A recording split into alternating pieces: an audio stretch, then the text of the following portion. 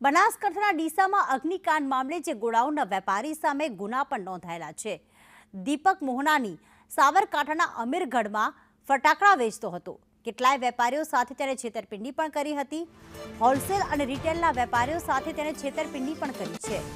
અમીરગઢના ગોડાઉનમાં દીપકના પાર્ટનરે નિવેદન આપ્યું છે કે કેટલાય વેપારીઓ સાથે છેતરપિંડી કરીને તે ફરાર થઈ ગયો હતો।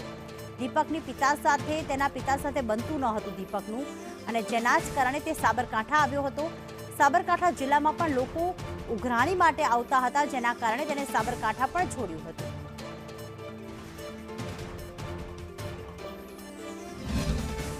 મિત્રતા હતી એટલે મેં એને શીખવાડવા માટે બોલાવ્યો હતો।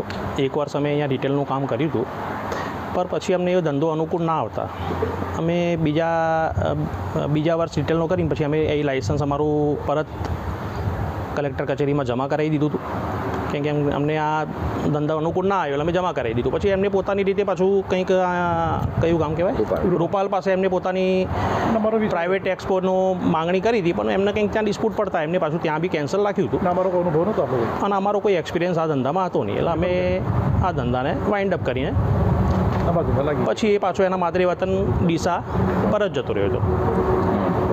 એના પછી અમારા કંઈ કોન્ટેક્ટમાં નથી।